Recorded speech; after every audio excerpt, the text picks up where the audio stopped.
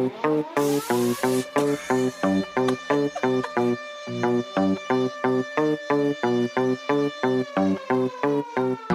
Music. Hi, everybody. Welcome to EBDL TV Live. I'm your host for this week, Bridget Reilly. This is our first session of July. I hope everybody's staying safe and sane, and we're going to get right to it. This week we have Natacia, we have Beth, and we have Esmeralda. So I'm going to start this up. Our first question is from Victoria. Victoria writes, I was born with a large birthmark on my face. When I was younger, I was teased a lot, but I never tried to cover it. It's my mark, and I think it's beautiful, but I know others don't see it that way, and that is starting to make me a little self-conscious. Do you have anything that makes you self-conscious, and how do you deal with it? So let's get to these questions. Thank you, everybody, for sending questions in. And I think we're going to start off with Natacia. Hi, everybody. Okay, thank you, Victoria, for sending in this question. You know, it's really funny. I am most self-conscious about, if you notice my face, so I actually have like a dimple, like not a dimple, but like a dip in my chin. It's like what they call a butt chin. It's always something that I've been self-conscious about. And I just would hide a lot of makeup on it, and I'd put a lot of highlight, and I distract with my eyes when I was younger. But now it's who I am, and me, my brother, my dad, my mom, like we all have it. So I'm like, it's a family trait. I'm over it. I just learned to embrace it, and I love it. So I think you should do the same with your birthmark. I think birthmarks are beautiful, and there's a lot of people that wish that they actually could have one. So if you have one, own it, flaunt it. It makes you personal to just you. It's only your birthmark. No one else has it. So embrace it. All right. Thank you so much, Natacia. Let's scoot. Oh, and by the way, Natacia, I just want to let you know that that's called. And some people have plastic surgery done to put a cleft in their chin. I hated it, but you know what? I like it now. Personality. And then I have a mole on my face right here, like a beauty mark. Mm-hmm. And people like draw a beauty mark on. I have one. I used to darken mine.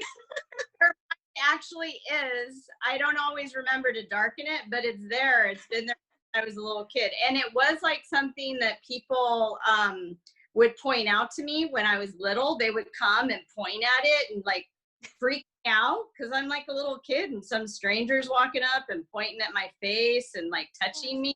Like, why? Mommy?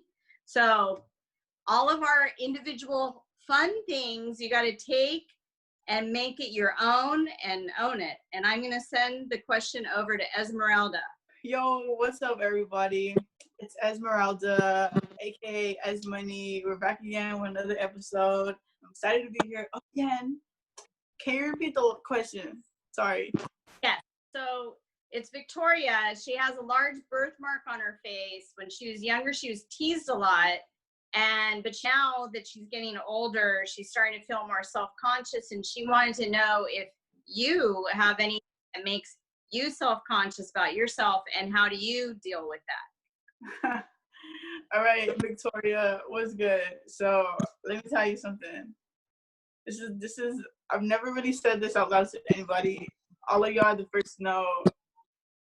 So right here on my neck, it's a little chunky, you feel me? And I didn't like it. I was like growing up, you feel me? I was like, ew, dude, I always tried hiding it, but I mean, I still have it now. I'm like 23 or whatever, so I don't think it's going away. So you just have to deal with it, and like, it is what it is. Everybody is different, you feel me? So, I mean, sometimes I mean, just do you, appreciate you. I just let it be now. There's nothing much I can do. Love your birthmarks. Birthmarks are cute. I have a bunch of freckles on my face, and they're cool. They're cool. They're literally birthmarks too, kind of. Miss Victoria, I hope you know that your birthmark is great, and don't feel any type of way, because I'm pretty sure someone else out there will like it. And self-love starts with accepting everything about yourself, even though you may not like it. Not much you can do or change it. So there you go, Miss Victoria. Do your thing. Thank you, Esmeralda. Very nice. And yeah, again, I'm just saying embrace, you know, it wouldn't be any fun if everybody was exactly the same, right? We all have to have our unique, fun traits. And the one thing I would say is just, you know, I have a lot of moles and birthmarks and stuff. So I just get them checked out regularly because you want to make sure that they're healthy, you know, to be on you, and that you don't need to do anything to make sure that you stay safe. So I get my moles and all that stuff checked out by the doctor because sometimes they change and I get more. You get more as you get older. Sorry, some fun things about getting older, but just make sure that it's safe to have them on. And if they are, then run with it, I say. Makes you fun and unique. Thank you, Esmeralda, for your answer. I'm going to turn it over to Beth. Beth, what do you have to say about Victoria's question? So Victoria, I love this one because first of all, I have a mole on my nose. And when I was a girl, my mother always was flat when I was a girl. And my mother always wanted the doctor to remove it. And the doctor said, no way, that's what makes her unique. And so there you have it. It never got removed. And it's grown over time. So I've been that kind of person where like little kids will come up to me and they'll be like, what's that? Why are you a witch? And so I've always dealt with that. And I love it because I get to explain to them what a mole is, and that, you know, they have a beauty mark on their arm or their hand and they go looking for it. And I said, then as you age, it could potentially get bigger, and then it's called a mole. And then they're like, wow, oh, you're not a witch, you can talk.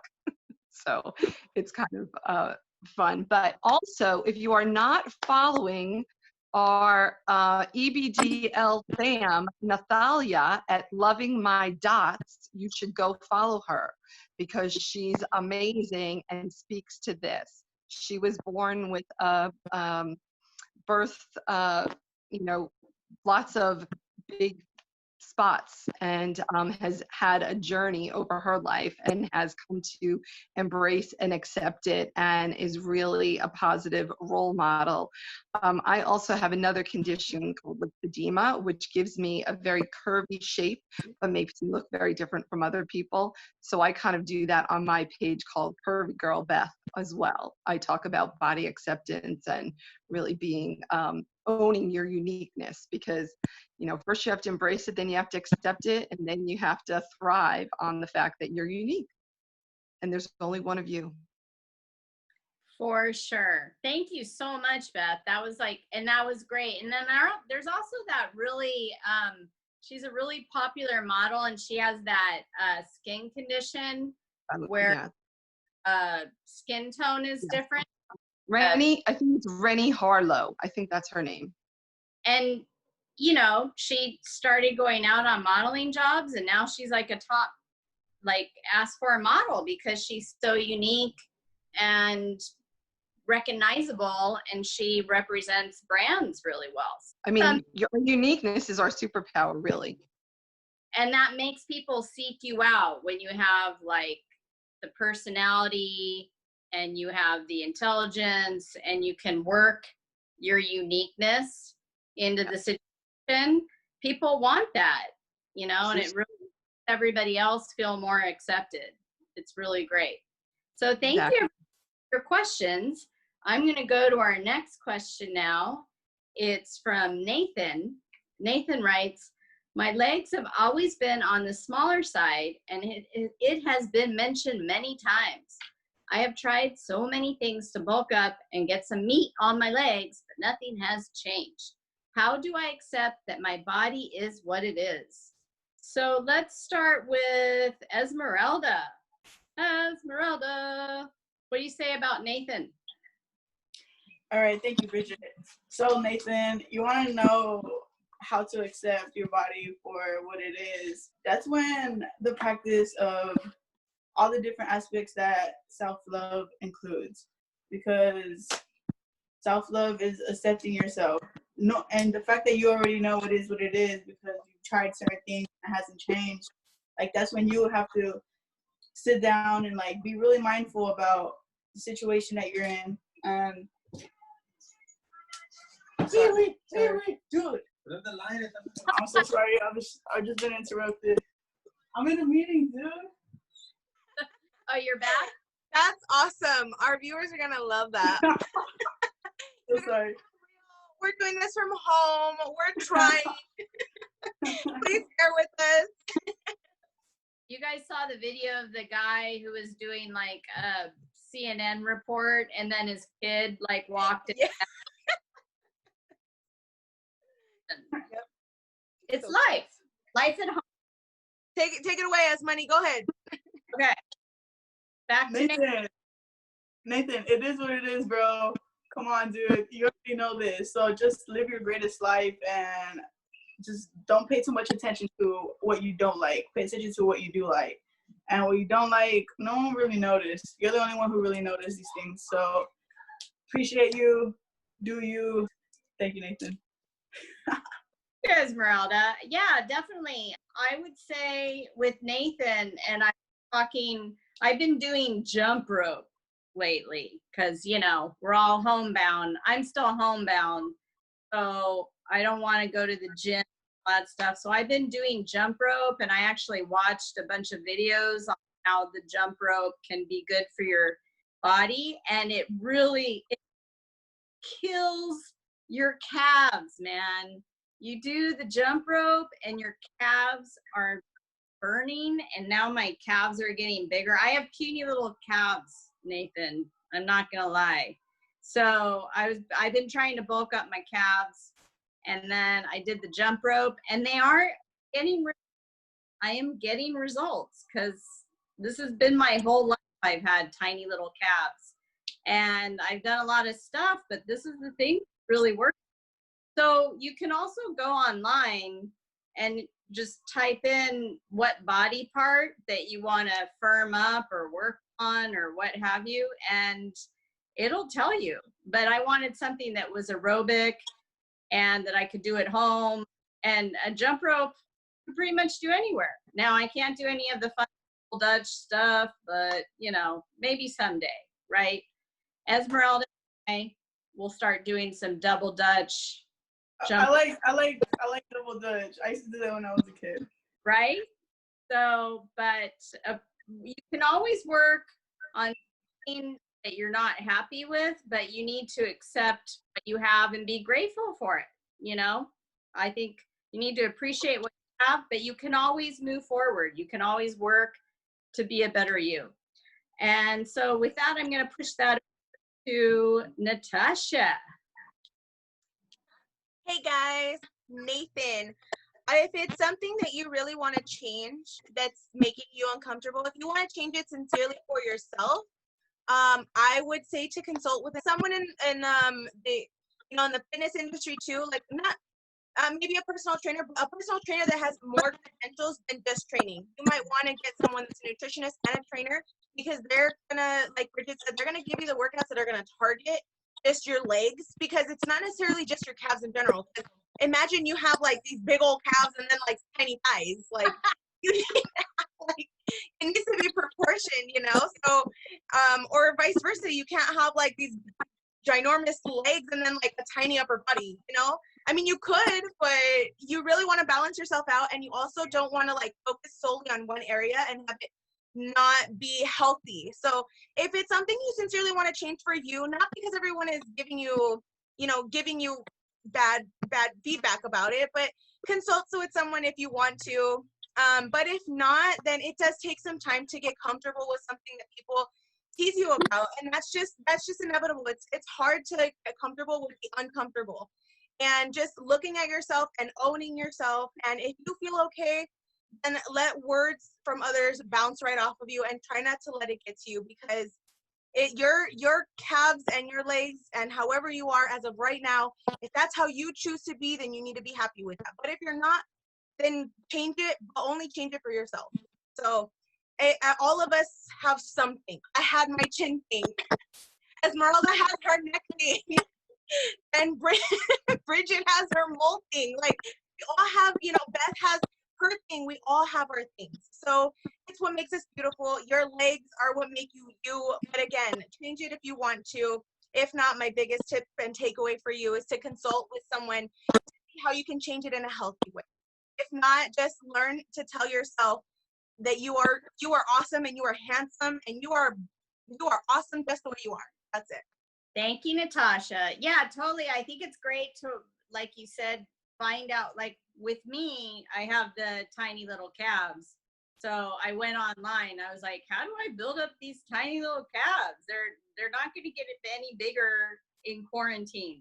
They're just going to get smaller. And the calf smaller and stuff gets bigger. So it's not cool. It's not cool. You know, I've also been doing free weights at home, and I've been doing my hula hoop. The hula hoop is good. It took me a while, but I enjoy it. And it's easy once you get the hang of it. It was really hard. I had the wrong size hula hoop. It was very bad. It would just be dropping all the time, but I got the right size. And you need, that brings me to another point. You need the correct equipment, right? So work with somebody, look online, because you might go to the gym, but work out and see what you can do outside, out of doors too. You know, it's always good to be going out and working. So I think the only person we have left here is Beth. So can you repeat the question? Because I want to make sure that I understood it the way he said it. So the question is, my legs have always been on the smaller side, and it has been mentioned many times. I've tried so many things to bulk up and get some meat on my legs, but nothing has changed. How do I accept that my body is what it is? And that's Nathan. Yes. Okay, Nathan. So that's what I thought you said. So this is what I hear from you. I have a different opinion than everybody because I have a similar situation, only it's the reverse. So here's what I hear you saying. I hear what you're saying is that you have thin legs that maybe you don't necessarily embrace because you've heard from other people that maybe that's not, you know, that's not the fad or whatever. And that you have tried lots of different things to bulk them up, but they don't want to. So guess what? Here's my difference. That's you. And guess what? You may just need to embrace the fact that you have thinner calves. Maybe jumping rope is not going to work for you. It sounds like you've done things to figure out how you can bulk up. I definitely believe that you should do whatever it is that will make you healthy. So if that means to consult a doctor or to consult a nutritionist or consult a personal trainer that you haven't already done, I'm betting that you've probably done those things already. And that this is your current body shape and body type. Now, over life, things can change, so keep that in mind. But for right now, I think you have to work toward embracing where you're at and accepting it and being happy in who you are, because that's what makes you you. So I had mentioned earlier that I have a condition you can't see because I'm sitting and I look kind of normal. But like Natasha said, you can't go around with a small top and a big bottom. Well, I do, because I have a condition that creates that for me. It creates lots of excess from my waist down. So I look like two completely different people when I stand up. And so it's something that over the years I have had to become accepting of my body and thankful for what it has done for me and thankful that it gets me places. Maybe if you have thinner legs, I don't know, maybe that makes you run faster. Does it? Think about all the things that having where you're at now does for you, because that will be another way to accept it. In addition, one of the things that I had to do was I actually used social media to my advantage in trying to find other people who look similar to me. And then also I took pictures of myself so I could really understand what I looked like and how different was that really, and how, you know, horrific was it really? And so I bet you if you go and you start looking at athletes and you start looking at models on, you know, on social media, you actually might find that there are a lot of people who have really thin calves. And, that's not necessarily a bad thing. Skinny jeans are still in right now. So rock it, rock it. That's what I say. I say, look to different ways to really start to embrace and accept it. Thank you, Beth. And thank you, Nathan, for your question. Our next question is from Joe. Joe writes, I've had a love for music as far back as I can remember. I enjoy singing, but only when I am with my friends. I have not done any singing in public. One of my friends is hosting a fundraiser for a great cause, and they have asked me to sing as part of the entertainment. I'm just not confident enough to get on a stage with a bunch of people watching me. He believes in me. How do I get on his level? I want to believe in myself just as much. And since I'm looking right at Beth right now, I'm going to send this question over to her. So Beth, what do you have to say to Joe? I say, go for it. And I have a good idea on how you might come about, what you might do to kind of get over that is, do you have TikTok? Get on TikTok and start singing on TikTok. Sing your heart out. Sing, what's that called, Esme? Like when you do a duet, is that what it's called? Come up with some songs that maybe, would be something that they would like you to sing. Maybe get, it's kind of hard right now with the social distancing. So I don't know, maybe get on a Zoom with a bunch of your friends and practice and say, hey, I'm going to do this song or I'm going to sing at this event. Can you guys, can you guys be my audience for tonight? And, set that up. I think,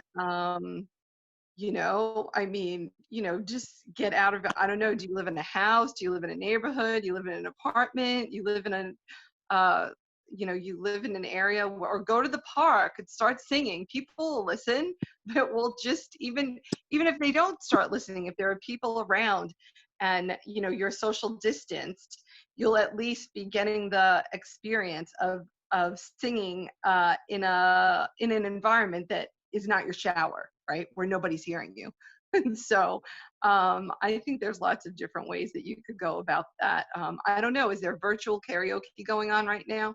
I'm sure there is. I personally don't know how to find it, but I bet you if you look up, virtual karaoke, that would be another way to get it going. So I say do it. If your friend has the confidence in you that your voice will shine at their event, they are not going to ask you if that's not true. So nobody's going to be setting you or themselves up for that kind of letdown. And so I think you just got to go for it. Every step we take is out of our comfort zone is where we grow and thrive. So I think Esme is going to give us some really good insight on this one. All right. Well, thank you, Beth. I think since you said Esmeralda walked away, let's send it over to Natasha. Hey guys. Thank you for sending this question, Joe. I think this is a great question. I actually really like Beth's idea for the virtual karaoke. I was gonna say in-person karaoke, but COVID, so it might not be happening. But even like a Zoom like this with your friends, you can sing on Zoom. I personally have a cousin who does a lot of singing, and he records himself. And then he looks back at his videos and he'll say, "Oh, I was off key, or that tone, I didn't hit it, or X, Y, and Z, I could do this better." And then he keeps recording it. When he really likes it, then he posts it on Instagram. Now that's a little next level if you're not ready to share with everybody. But if you have some close followers, if you don't, if you're comfortable doing that, that's something you can do. So either a Zoom call with friends, to have a karaoke night on Zoom, or try recording yourself. You're going to be your own worst critic. And when you watch yourself, you're going to be like, oh my God, this, oh my God, that. Take the aesthetics away, close your eyes, and listen to yourself, because it doesn't matter what you look like. When you sing, it's your voice. It's coming from your soul. So even if you have to turn around and not look at the recording, or just audio record on your phone, if you audio record on your phone, you can hear yourself, and you can get comfortable with the sound of your voice. And none of us are very comfortable listening to ourselves. We always want to critique and judge how we sound and how we look. We are our own worst critics in anything and everything that we do. So you're never going to be 100% confident like your other friends, because your friends are in different shoes and they see us in a whole different light that we can't see ourselves in sometimes. So if you have a friend that's supporting you, they know that you're capable of it. So to get on that level, try finding those little practices to get there. And I think you'll be able to find a new self-love confidence in your singing. And maybe not this fundraiser, but maybe the next, or maybe like Beth said, in public, at the park, at the beach. Maybe you'll find something later this year that you're going to say, you know what, I got this. I'm going to go and I'm going to do it, and just go for it. So I hope some of those practices help. All right. Thank you, Natacia. I just want to add before I send it over to Esmeralda, and then I think we're going to wrap it up. But so a lot of people, especially with those TED Talks, I don't know if anybody's been watching the TED Talks, but what they notice is that the people that get up on stage and do the TED Talks, the ones that are the most vulnerable, the ones that really pour themselves out and get into their soul and take chances and take risks, those are the people that the audience find the most engaging. But they're also, like, if you talk to the audience, they're like, oh, I don't want to be vulnerable. I don't want to put myself out there. It's too scary. But that speaker was the best person that I've seen all day speak at one of these conferences. And it's always the one who exposed themselves and put it out there and was the most vulnerable. So take a chance. I love the ideas that Beth and Natacia had.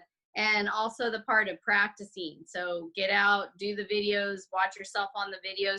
And it might be a good promotion for the fundraiser too. It's like, do the videos and say, this is a little snippet of this song. At the all think. So I would give that a shot. But I love Natacia and Beth's ideas. I think they're perfect, especially doing the ones that are recording, you're doing the TikToks, you're putting yourself out there. And now, I mean, Esmeralda is the one performer. So she is the one who's going to take on for Joe.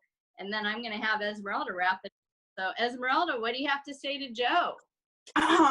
Joe.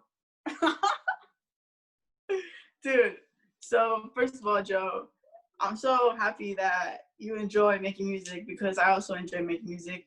If I could make music all day, I would, but I can't because I have other things to do. But I always come back to music no matter what. And the fact that you're confident enough to be able to spread positivity or whatever your message is when you sing or rap or whatever it is that you do with your friends, the fact that you're able to do it in front of them shows how much you really enjoy it.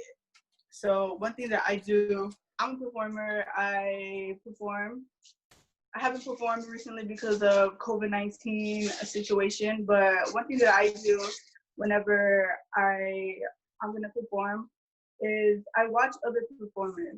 So whoever your favorite artist is, I'm sure they've done like live shows or concerts. So I watch them. I watch their movement. I watch how they interact with the crowd.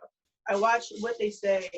So remember that interaction is a must when you're performing in front of a crowd, like Bridget said. So plan ahead. Just like anything else, plan ahead is the best part. And perform in front of a mirror. I mean, and look at yourself in the eye while you're performing. Like, it might be a little uncomfortable because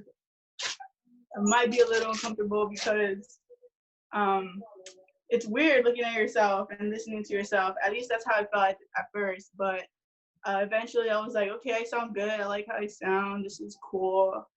Let me make this a point. When you're not used to being a performer or speaking in front of a crowd or entertaining people, you will feel a little nervous. You will be like self-conscious. You will not be confident because you've never done it before. And it's basically stepping out of your comfort zone. So I'm going to share a little experience that I had my last performance. It was in December. And since it had been a while that I performed since that date, I was so nervous, real nervous. Like my heart was about to come out of my chest as time got closer to my set time. But I knew that I had practiced. I was prepared. I knew what I was gonna say to the crowd, and I knew why I was there.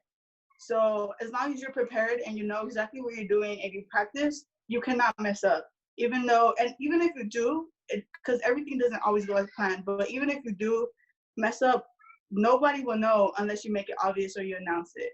So just go enjoy yourself, watch different performances, watch people in the crowds, like write down what you want to say, and just have a good time and remind yourself that you're doing this because you love it and you enjoy it, not for any other reason other than a good reason. So have a good time, and remember that your friends that you always perform in front of are going to be there in the crowd too. So do your thing, Joe. All right, awesome. So we're going to wrap it up now. Thank you all so much for submitting your questions. These questions were amazing. Shout out to Beth, Bridget, and Natacia for their words of wisdom. And just comment, like, subscribe, let us know what you thought. Follow us on Instagram at everybodydeserveslove_. Visit our website, donate to us, buy our merchandise. Our merchandise is pretty cool. It's more than just a piece of fabric. It's a commitment to yourself and your self-love journey and spreading positivity. Every time I wear this, I feel like a positive person. Like I'm out here chilling, out here at the store, and I got Everybody Deserves Love on me, and I'm just like, wow, I love who I am. I love what I'm representing. So that's just what I wanted to let everybody know. And today was great. Thank you all for coming back to another episode here on EBDL TV. And I wanted to add that you guys, we are not licensed professionals. We are not doctors. We are not therapists. We are not licensed whatsoever. We are just average human beings, just like yourself, just sharing our experiences and our advices to the best of our knowledge for what we know and what we are capable of. So we hope that you're able to take away something. Please continue to email us at ebdltvlive@gmail.com. We greatly appreciate hearing all of your questions and hearing your voice and bringing it to light and sharing it with the world, because there's others just like you, I'm sure, and this is a safe space for everyone here. So please continue to share your thoughts and opinions and give us feedback, because we want to hear you. So thank you again, because without you, we wouldn't be here. Thank you. Everybody deserves love, and it starts with you. Let's have any for us, Beth? I think that, I think you've heard from all of us, and we've all been on our own acceptance journey, and we really support the Everybody Deserves Love because of, we've learned to come to embrace and accept and, love our uniqueness. And we know that, if everybody else out there could just really support themselves in their unique abilities, then we would really have just a world full of love. So I hope that you've enjoyed spending some time with us, because we've enjoyed spending time with you and the questions that you've sent in. And I hope you have a good night. All right. Thank you, everybody. Thank you to Beth, Natasha, Esmeralda, Joe, behind the scenes. We also have a really cool program coming up called Project Pillow. You're going to be finding out more about it, but we're super, super excited about it. We think that it's going to give a lot of people a lot of love, a lot of comfort, and just a way to make themselves feel a little better in this time of COVID-19. We want to thank everybody for sending in questions. We love the audience members. We love that you send in questions. We hope that we did you right by answering those this week. And we want everybody to stay safe and sane and check out EBDL TV Live. Thank you so much. And I think we're good. Bye, everybody. Bye. Every Monday at 7 p.m. Yeah.